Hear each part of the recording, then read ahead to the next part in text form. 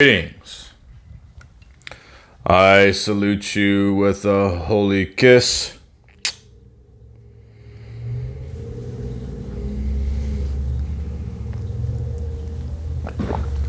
Sermon on the Mount, part 4, I think it is. All right. Blessed are they which do hunger and thirst after righteousness, for they shall be filled. The word is rich, richer than honey, sweeter than honey, and the honeycomb.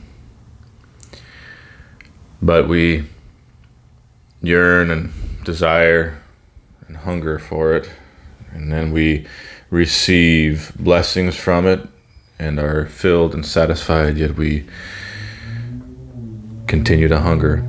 One of my favorite styles that Jesus uses in his teaching is paradox.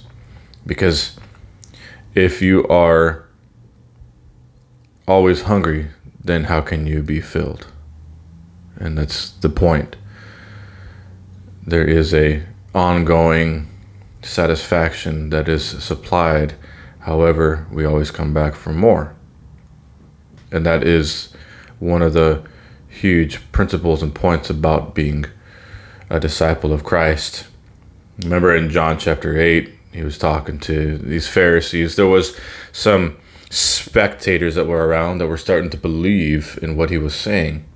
And he looks at them. This is that very famous saying in verse 32, John 8:32, you shall know the truth, and the truth shall make you free. Well, right before that, he was actually directing his attention to the people who were starting to say, you know, what this guy is saying is actually making sense, because that's all he was at the time to them, right? This guy who can do miracles. They didn't see him as God in the flesh, the Christ, and all that. They were still trying to figure this thing out. And in verse 31, though, it says, continue in my word. If you will be my disciples, continue in my word. Actually, let me take a look at what it says word for word there, just to be sure. John 8:31. But the whole idea is to continue in the word, continue in the sayings. And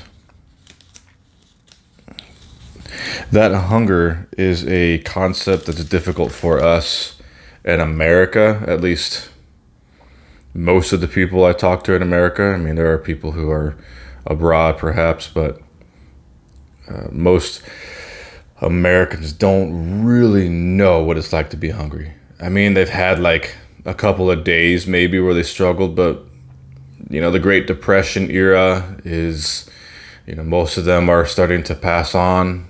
And so maybe some people that grew up during the Great Depression remember what hunger was like, but you know, and I'm not trying to minimize other people who are struggling, but there's an excess of food here. There's just tons of it. And most of the people I know, especially just the average American, has never really had a moment or a period of time where they really knew what hunger was like. So it's harder for us to really wrap our minds around this concept. So anyway, if you continue in my word, then are you my disciples indeed, and you shall know the truth, and the truth shall make you free. So that's John 8. Kind of combine those two principles together. Continuing in the word, he that hungers and thirsts after righteousness shall be filled.